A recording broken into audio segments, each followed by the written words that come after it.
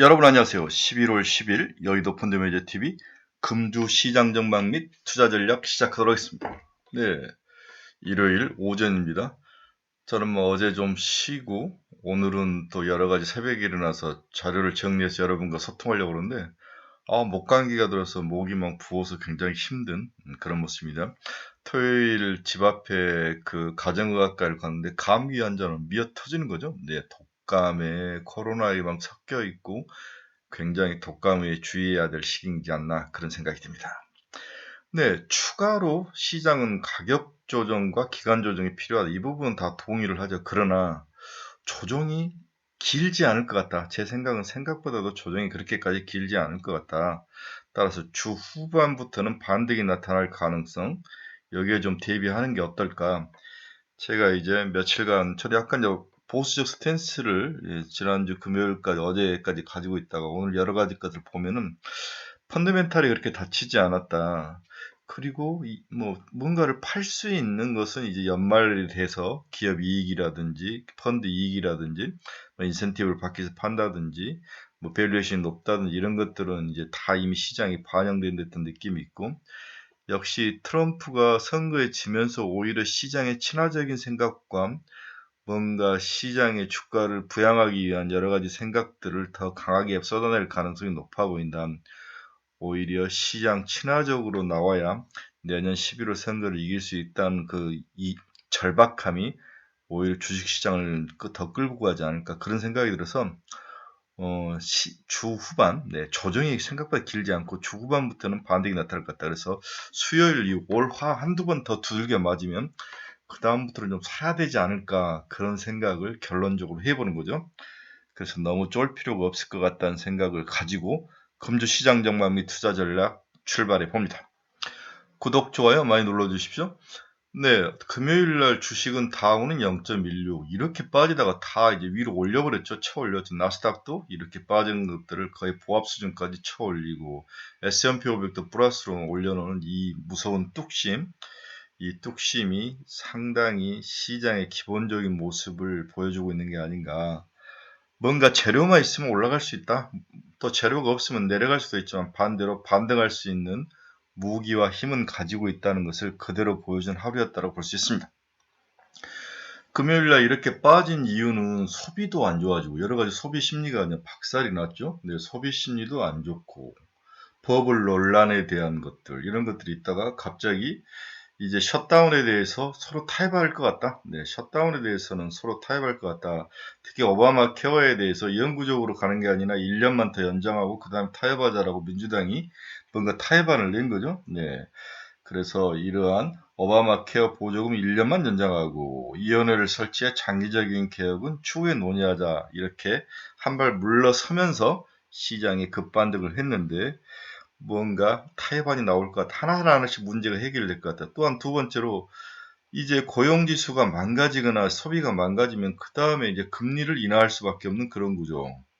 이게 이제 시장에 반등을 일으킬 수 있는 그러한 요인이 되지 않을까. 금리 인하죠. 이러한 것들로 인해서 반등을 했는데 그렇게까지 시장을 비관적으로 볼 필요는 없다는 결론을 내렸습니다. 이게 S&P 500 1년인데 위에서 한 2%, 3% 정도 하락을 했죠. 이 정도 6,500 정도인데 6,500을 지킬 수 있느냐 이게 중요한데 하락해야만 이 정도이고 그렇다고 V자 반등으로 가지 않을 것 같아요. 이렇게 대꼬박꼬를 좀 이루지 않을까 그런 생각을 해봅니다. 근데 나스닥도 마찬가지죠. 나스닥도 위에서 한 2%, 3% 빠졌는데 22,000 이 정도면 뭐 충분하다 그런 생각이 드는 거죠. 따라서 거의 주가 조정은 이제 밴드의 하락에 닿진 않았지만 하락을 향해 가고 있다. 한두 번 맞으면은 가격 조정 끝날 것 같다는 생각인데 기간 조정이 좀 필요하죠. 특히 11월은 좀 기간 조정이 필요한 달이다라고 생각하면 먹고 터지고 반복될 가능성. 이러면 단타 매매밖에 없는 거죠. 네. 코스피도 4,221 11월 3일 날 찍은 후에 6.5% 조정을 받았죠. 그 다음에 1차 지지선은 3,800 정도, 이 정도인데, 이 정도면 뭐 거의 다 지지를 받지 않을까 그런 생각을 해보는 거죠. 지난 그날 엔비디아도 플러스로 마감을 했습니다. 188.51, 0.04%다 박살나다가 네, 테슬라는 마이너스 3.68, 테슬라는 좀 하락을 했고요. 네, 달러 지수는 99.56, 100 갔다가 또 소폭 살짝 약세가 돌아서는 모습. 하지만 달러가 아주 강세는 아니지만 중간 정도의 강세는 유지하고 있다. 미국 국채금리를 보면 2년짜리가 3.557, 0.9bp 하락, 10년짜리는 4.093, 거의 변함이 없었죠. 지금 최근에 문제된 것은 1개월이 3.931, 1년짜리가 3.637, 2년짜리가 3.57. 얘들보다도 1개월, 2개월, 3개월이 더 단기금리가 높은 거죠. 네. 여러 가지 이유가 있는데 뒤에서 좀 베센트의 음모론적인 이야기들을 좀 간단히 요약 정리해 드리겠습니다. 안전자산의 최선호인 금선물은 4,000달러를 다시 회복하는 모습 4,009.80달러. 금요일날 지금 오늘 방금 봤던 비트코인은 10만 달러가 깨지진 않았어요. 10만 1,889달러. 네, 거의 깨질까 말까 하는 모습. 자, 오늘 이번 주 이야기를 우리가 이어가기 전에 늘 명심히 해야 될 것은 강세장에서 조정은 늘 발생해 왔다. 네. 강세장에서 한 번도 조정 없이 강세장을 지속 유지한 케이스는 없었다는 거죠. 코스피도 1998년 5번의 조정이 있었고 99년은 7번의 단기 6% 이상의 가격 조정이 발생했다. 코스피가 300에서 1000포인트까지 상승했던 국면인데 단기 가격 조정이 평균 마이너스 12%에 이를 정도로 조정이 발생했다는 거죠. 지금 마이너스 한 6.5%인데 이 조정에 대해서 그렇게 무서워할 필요는 없다. 강세장에서 발생하는 단기 가격 조정이 예상보다 강하다는 점과 변동성 확대 빈도가 생각보다 많다는 점을 늘 염두에 둘 필요가 있다. 강세장에서 발생하는 단기 가격 조정이 예상보다 강하다. 우리가 생각하고 그럴 때 이게 조정이 왔는가라고 이제 착각하게 많이 만든다는 거. 하지만 장은 계속 올라갔다는 거. 다음 변동성 확대 빈도가 생각보다 많다는 점. 이러한 점들을 과거 우리 히스토리컬 데이터에서 이러한 점들 이해를 한다면 현재 조정에 대해서 공포감을 좀 벗어나지 않을까 그런 생각을 해봅니다. 과거 지금과 비슷하게 했던 테크 1998년부터 2000년까지 테크 상승장에도 강세장이었는데 1990년대 중후반 S&P 500 지수는 단기적으로 최소 5%에서 최대 12%, 평균 8% 정도의 단기 가격 조정이 발생을 했다는 거죠. 이쪽인데, 이쪽에서.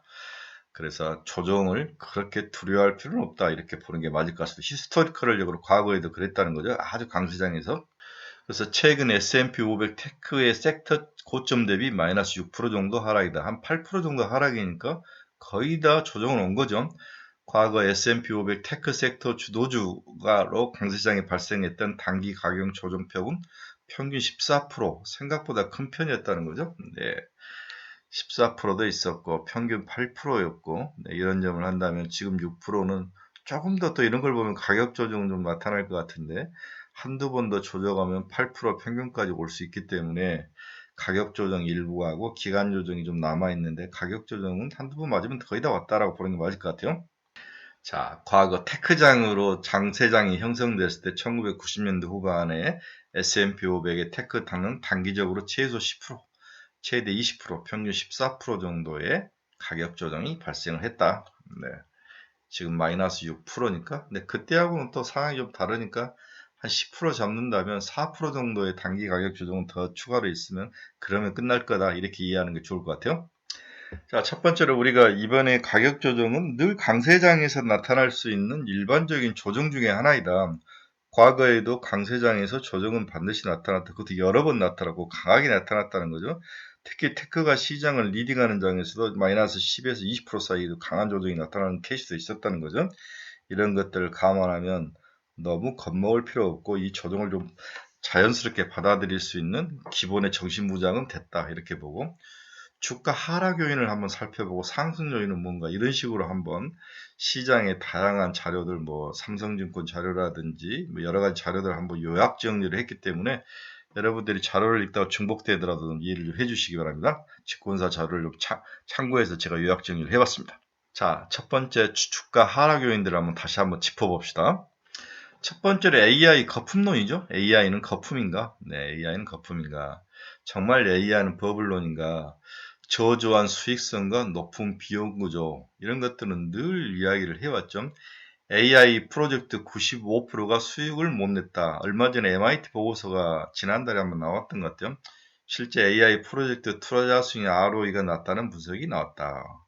오픈 AI나 엔스로픽 등 선두 기업조차 수십억 달러의 적자를 내고 있으며 운영비와 API 비용 등 비용 구조가 지나치게 커서 지속 가능한 비즈니스 모델이 어렵다는 지적들이 많았다. 특히 오픈 AI가 최근에 정부에 손을 벌리면서 이 구조가 이제 더 명확하게 드러난 거죠. 그래서 과거 닷컴 버블과 유사성 및 집중된 구조가 문제다. 빌 게이츠가 IMF 등 저명 인사들이 현재 상황을 1990년대 말 닷컴 버블과 유사하다고 경고하겠죠. 실질적 수익 구조 없이 엄청난 밸류에이션에 도달했으며 투자가 소수 상위 10개 종목에 더 집중되어 시장 불균력이 크다는 분석도 나오고 있다. 특히 최근에 이제 우리나라 이제 글로벌 이제 그 헤지펀드의 왕자가 팔란티어를 이제 집중적으로 매도하면서 팔란티어 사장이 발끈한 모습이 있는데 이런 것들이 과거 닷컴 버블과 비슷한 모습이다. 일부 대형 LLM에 대한 의존성이 너무 크다. 특히 감가상가 폭탄이 나올 것이다. 이게 투자를 했으면은 수익이 안 난 상태에서 투자한 R&D 비용을 감가상각을 해야 되는데 이럴 때 손실이 크게 나올 수 있는 가능성 이런 것들을 경고를 하고 있는 거죠. 그래서 이제 가장 먼저 나온 경고가 오픈 AI에 대한 유동성 경고가 나왔죠. 대규모 현금 소진이 나올 것이다. 대규모 현금 소진. 특히 이제 우리가 오픈 AI에 대해서 공포심을 갖는 건 오픈 AI가 2026년 거기까지 약 1150억 달러가 필요한데 현재 가지고 있는 현금이 약 175억 달러밖에 안 된다는 거죠. 이러한 공포감들이 숫자적으로 보면은 문제가 커 보이는 거죠. 하지만 이제 오픈 AI가 수익을 낸다면 문제는 해결될 것 같은데 이런 점들이 시장에 이제 크게 반영이 되면서 현금 흐름에 문제가 발생하고 있다는 것을 경고성을 날리고 오픈 AI가 실질적으로 정부에 손을 벌린 듯한 느낌도 뉴스가 나오면서 문제가 크게 벌어진 거죠. 그래서 오픈 AI의 순환거래와 구조적 한계에 대한 논란이 계속되고 순환거래는 잘 알죠. 오픈 AI와 엔비디아 간의 대규모 AI 컴퓨터 계약에 대한 순환적 돈 주고 다시 사게 하고 또한 최근에 정부 지원 요청 논란 이런 것들이 시장에 공포감을 주는 원인으로 작동을 했다. 두 번째는 이제 오라클에 대한 리스크도 시장에 떠오르는 거죠. 유동성 비율이 약하다. 유동성 비율이라는 것은 유동자산을 유동부채로 나눈 값으로 기업의 단기적인 체분 상환 능력을 나타내죠. 일반적으로 1 이상이면 양호하다고 평가하지만 1 미만은 단기 부채 상환에 어려움을 겪고 있음을 시사하는 건데 이 부분이 시장에 좀 핫하게 나온 거죠.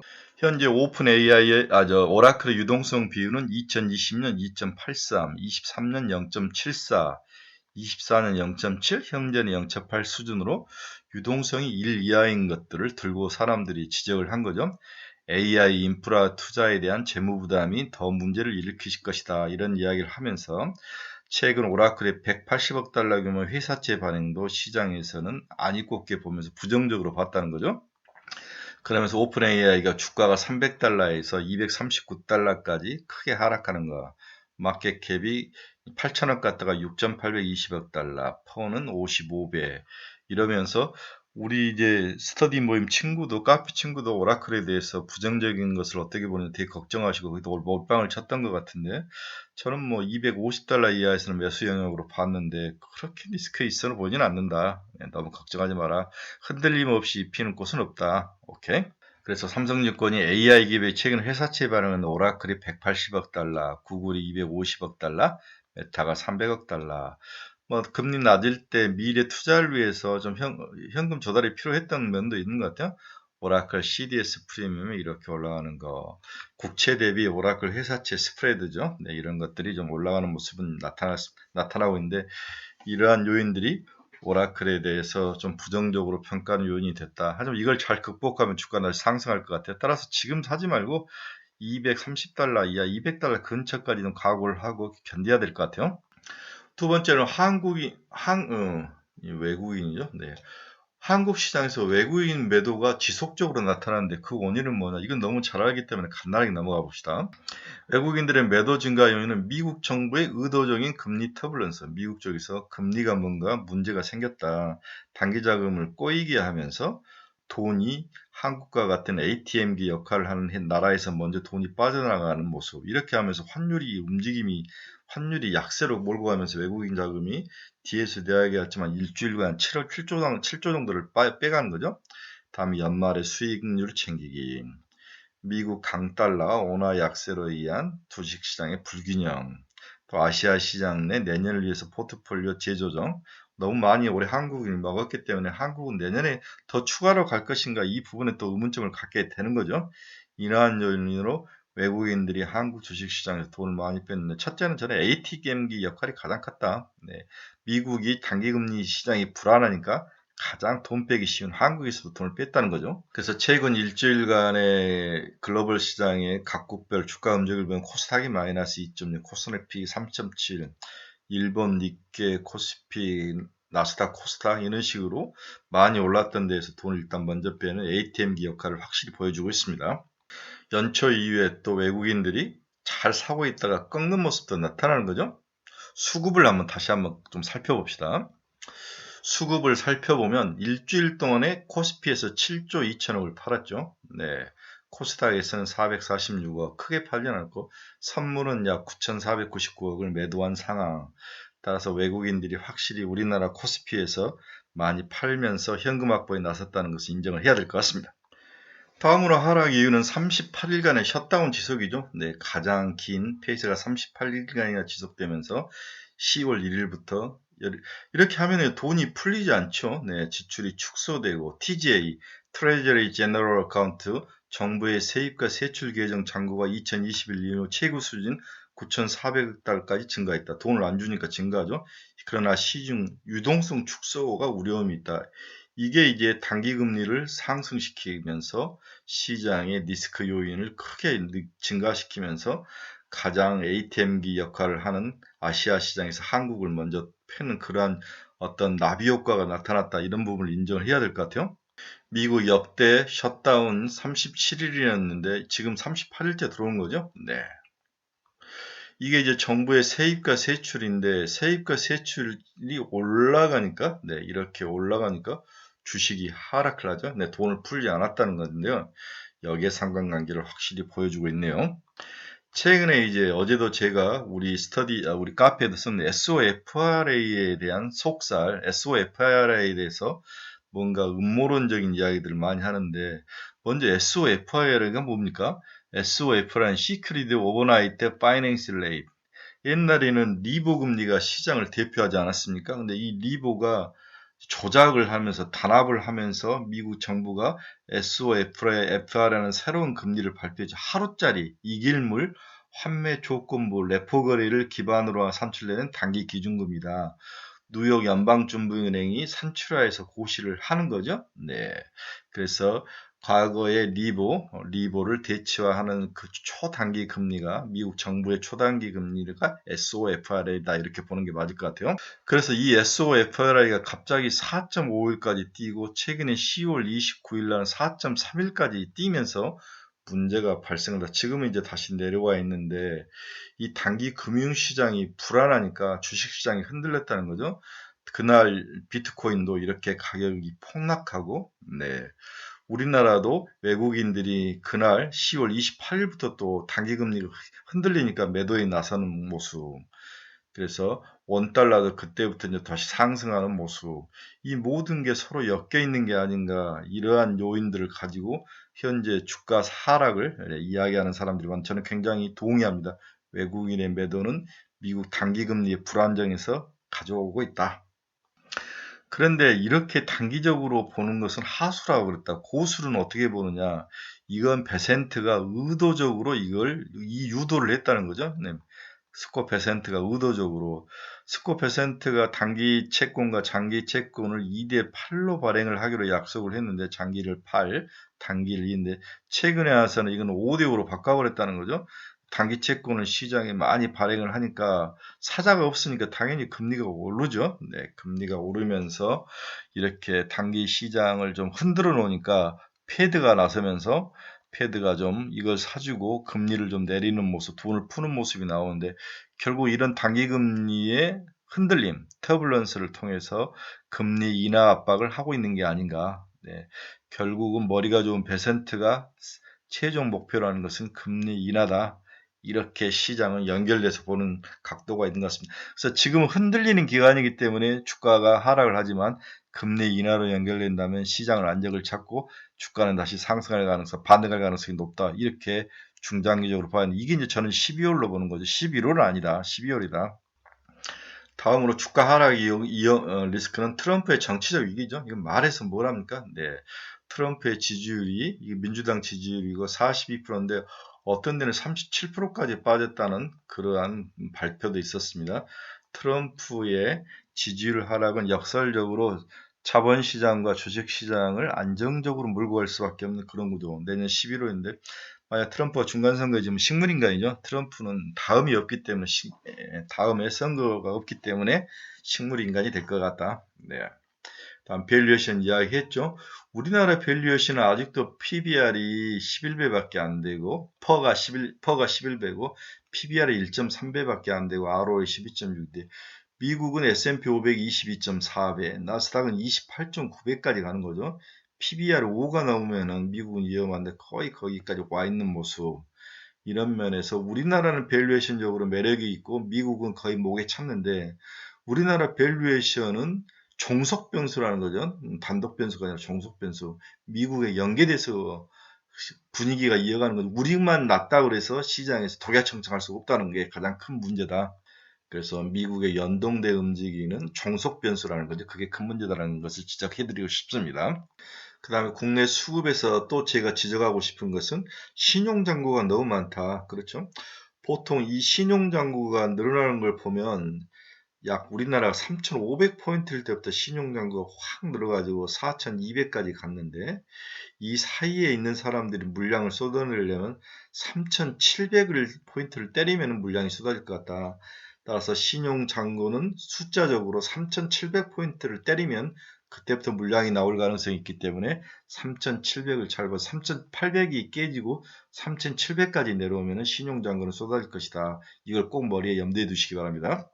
그 다음에 하락 요인 중에서도 고용시장 하락도 큰 문제죠. 네, ADP 고용 건수라든지 챌린저, 해고 건수 이런 것들이 늘어나면서 가장 중요한 고용시장도 흔들흔들하고 있다. 이것도 주가 하락의 원인이 됐습니다. 다음에 연준의 통화정책 불확실성, 네, 베스 헤맥, 네, 클리브랜드 연은총재 고용시장 대체로 견제, 현 통화정책 약간 긴축적일 뿐, 스티븐 미란 11월 금리 내릴 것이다. 50bp 인하를 원한다. 오스틴 글스비 미 경제데이터 발표 중단 경기 판단이 어렵다. 여러 가지 것들이 혼란을 가져가는 것도 주식시장의 불확실성을 자극하면서 주가 하락의 원인이 됐습니다. 그래서 12월 금리 인하 확률이 이렇게까지 올라가다가 최근에 좀 빠졌는데 저는 금리를 인하할 것 같아요. 네. 그래서 내년에 2번 정도, 올해 한 번 더 해서 3회. 내년에 운 나쁘면은 저는 한 3배 정도, 3번, 올해 한 번, 12월에 한 번. 그래서 저는 총 4번 정도. 그러면 거의 100bp가 내려가는 거지 않습니까? 그렇죠? 이 정도는 내릴 것 같다. 또 금리 하락의 가장 큰 원인 중에 하나가 9월과 10월에 너무 좀 많이 올랐기 때문에 8월까지 올랐기 때문에 쉬어가야 되는데 9월과 10월에 달려버린 거죠. 네, 이렇게 9월과 10월에 달려버리면서 주가가 11월에 와서는 좀 쉬어가는 모습으로 나타날 가능성, 이런 것들도 11월 조정의 원인이 되고 있다. 저는 그렇게 보고 있습니다. 쉬어갈 때 좀 쉬어가줘야죠. 자, 지금까지는 이제 다양한 주가 하락은 여러분들이 다 아는 이야기를 했는데, 이 이야기는 이미 주가, 우리나라 주식 시장에는 거의 봐서는 거의 한 70% 정도는 반영이 됐다. 추가로 30% 정도만 더 반영되면 끝이 날 것 같다. 그래서 주초에 올 화수 정도까지 좀 무너지면 그 다음에는 반등이 일어날 것 같은데, 반등의 요인은 없는가? 또 반대로 반등의 요인들을 한번 찾아보도록 하겠습니다. 첫 번째는 미국의 QT가 종료된다. 그러니까 돈을 쪼이는 것들이 종료가 예상이 되는 거죠. 돈이 쪼이면 연준의 보유국채 규모가 돈을 쪼인다는 보유국채 규모가 늘어나면 주가가 하락하는 거죠. 네, 이러한 것들을 이제 좀 거의 다 풀어주겠다. 이게 이제 올 12월에 나타나는 거죠. QT를 종료하겠다. 다음은 미국의 하이힐드 신용 스프레드는 안정적이다. 하이힐드 뭔가 국채 대비 그 금리가 등급이 낮은 트리플 B급까지가 를 이제 하이힐드라고 하는데 신용 스프레드가 280에서 300pp 소폭 상승을 했지만 그렇게 낮은 편은 아니다. 네, 뭐 움직임이 크게 변동이 있는 건 아니지. 여전히 300포인트로 아주 뭐 낮게 유지가 되고 있다. 크레딧 리스크가 나타났을 때 가장 컨트롤하기 힘들죠. 이 크레딧 리스크라는 것은 어느 나라가 디폴트를 한다는데 어느 기업이 신용 리스크에 처한다. 이럴 때 이제 다양한 문제들이 발생하는데 신용 크레딧 리스크는 아니다. 물론 지난번에 캐피탈들의 여러 몇 개가 망가뜨려진 건 있지만 이게 가장자리에서 정말 구조적으로 버틸 수 없는 애들만 무너졌는데 아직까지는 크레딧 리스크는 없다. 이렇게 보는 게 그나마 다행이란 거죠. 또한 달러도 약세로 전환할 가능성. 미국 하이힐드 신용 스프레드가 낮은 수준을 유지하면서 달러 인덱스의 상승도 제한적이다. 플라이트 퀄리티, 달러만을 좋아하는 그러한 리스크는 없다는 거죠. 달러 인덱스 상승 가능성이 낮아지면 코스피의 외국인 자금의 재유입은 다시 돌아올 수 있다. 이것도 이제 시장 상승의 요인이라는 거죠. 네. 미국 하이힐드 신용 스프레드는 여전히 낮은 모습. 달러 인덱스도 100에서 좀 멈춰있는 모습. 코스피의 외국인 누적 순매수와 연동이 되는데 달러 인덱스, 달러가 강할 때 많이 이제 시장에서 돈이 빠져나오는데 100에서 좀 멈추는 모습을 봐야 될 것 같아요. 다음은 우리나라 기업 실적이 양호하다. 네, 기업 실적이 양호하다. 내년도 그렇고 그 내년도 26년까지도 우리나라들의 연간 지배주주 순이익이 지속적으로 증가하는 모습, 기업 실적이 나쁘지 않다는 것을 증명해 주는 거죠. 네. 또 아직도 유동성은 양호하다. 네. 투자 예탁금이 88조, 거래대금이 하루에 52.4조까지 올라가는 거. 24년 평균 거래대금 20조인데 이걸 뛰어넘어선 거죠. 이러한 활발한 증시 거래금의 예탁금 추이들이 아직도 수급에는 문제가 없다. 이렇게 보이는 것 같습니다. 네. 다음에 엔비디아 힘이 여전히 강하다. 네. 젠소랑이 GTC에서 이야기를 했죠. 26년까지 블랙엘과 루빈 누적 수주액이 5천억 달러를 확보했다. 선순환 구조가 완성이 된다. 컴퓨팅이 증가하고 AI 성능이 향상되고 사용자 수익이 증가하고 컴퓨팅에 재투자하는 이 선순환 구조가 향상이 완성되고 있다. 노키아와 협력해 6G 통신 기반까지도 가고 있다. 반도체뿐만 아니라 자동차, 통신까지 가는 거죠. 현대차를 딱 지어 이번에 우리나라에서 현대차와 협력하는 것도 자동차 분야로 확대하고 싶은 것들, 로보틱스, 자율주행, 양자컴으로 신규 시장에 진출을 하고 있다. 이러한 엔비디아의 확신이 주식시장의 반등의 요인이 될 수 있습니다. 그 다음에 빅테크의 캐펙스 투자도 낮지 않다. 그렇죠? 빅테크의 캐펙스 25년 기준으로 54%, 그 다음에 26년은 더 가는 것들, 이런 것들을 우리가 염두에 두는 26년도 나쁘지 않습니다. 자, 우리는 이제 주가를 지금까지 눌렀던 하락 요인을 한번 살펴봤고, 주가의 상승 요인도 한번 살펴봤는데, 따라서 금주의 투자 전략을 어떻게 세야 되느냐? 바닥은 어디인가? 바닥은 저는 3,800을 보는 거죠. 네. 3,800을 보는 이유는 여러 가지 이유가 있지만 2025년 하반기 코스피 4개별 국민에서 20일 이격도 최저점이 97.8%, 현재는 101%인데 이격도가 97.8%까지 빠지면 3,800이다. 예, 최근 코스피 20일 이격도가 110까지 올라와서 좀 빠졌는데, 네. 코스피 이격도가 97.8까지 벌어졌다고 치면은 지금 110인데, 그게 3,800이다. 네, 3,800. 3,800까지는 좀 하락할 가능성은 있다. 그렇지만은, 급락은 매수 기회로 봐야 된다. 급락은 매수 기회로 봐야 된다. 과거에 2008년 뭐 다 봐도 그렇게까지 뭐 크게 빠진 적은 별로 없다. 그렇죠? AI 지금 버블인데 3,860이 지속적인 금리 하락의 바닥이다라고 보는 거죠. 2020년 코로나 강세장에서도 한 번, 두 번, 세 번의 하락 장세는 나타났다. 25년에 때도 두 번 정도 나타났죠. 네. 상호관세 발효라든지 한미 무역 협상 불발이나 이럴 때 이제 하락하는 모습 26일이 걸리고 8일이 걸렸는데 지금은 11월 한 30일 정도? 네. 한 달 정도는 걸릴 것 같다. 다시 반등하는데 더 조금 하락한 후에 먹고 하다가 12월 중순부터는 저는 올라갈 것이다. 12월 중순부터. 그래서 바닥은 3,800. 네, 기간은 11월까지는 조정, 12월부터는 상승. 이렇게 저는 보고 있습니다. 자, 결론 한번 봅시다. 많은 하락 변수와 이에 대응하는 반등 변수가 존재한다. 어느 것을 택할지는 개인들의 선택의 문제이다. 다만 이번 장 크게 보면 급상승 중에 나타나는 일시적 조정 장세로 봐야 한다. 다만 그동안 상승 요인에 숨겨졌던 하락 요인들 한꺼번에 쏟아진 시기로 봐야 하며 그 충격과 강도는 과거보다는 좀 강한 것은 사실이다. 여기에 연말이라는 시기적 요인과 밸류에이션, 고밸류에이션 그리고 시대적 변화인 AI의 등장과 성장에 대해서 한 번쯤 누구나 미래 먹거리 인간에 대해서 의문을 갖는 시기인 거죠. 네.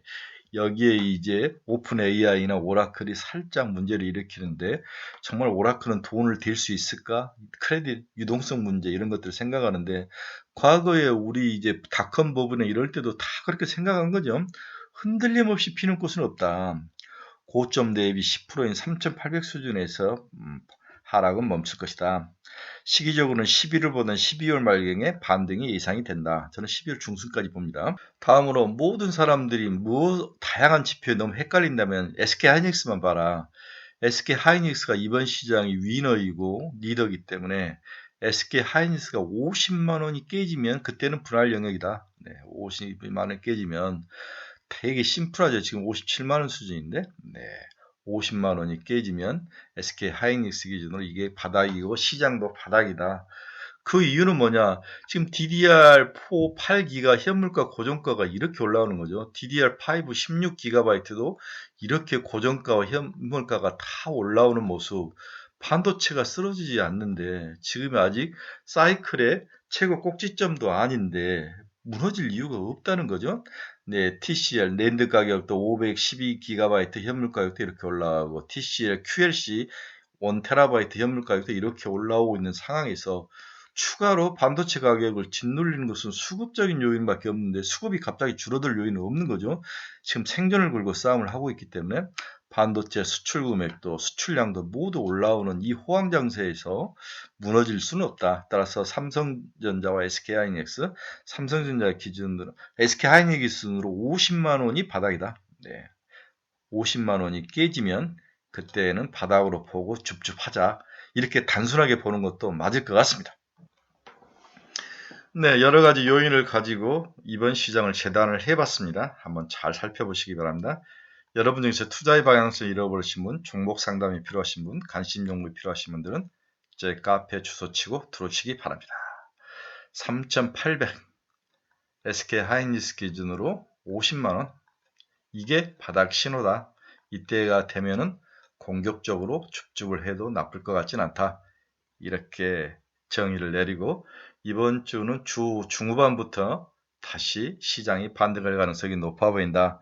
주 초반은 살짝 더 추가 조정이 나가고 있지만 그때는 바닥 신호라고 봐야 될 것 같아요. 네, 어려운 장 여러분들 이번 주에도 좀 승리를 하시길 바랍니다. 너무 많이 터져서 먹었던 것들 많이 토해내는데 이것들을 잘 지키는 전략도 좀 필요한데 지금은 지켜야 될 때 같아요. 몸과 자기 계좌를, 마음을, 손가락을 잘 지키는 견디면 다시 100%는 아니지만 7, 80% 충분히 리커버리가 할 수 있다는 믿음을 가지고 지키시기 바랍니다. 네, 이번 주 시장 전망 이 정도로 하고 마치도록 하겠습니다. 다시 카페라든지 제 유튜브를 통해서 여러분과 또 다시 많이 소통하도록 하겠습니다. 여러분 감사합니다. 즐거운 주말 되십시오.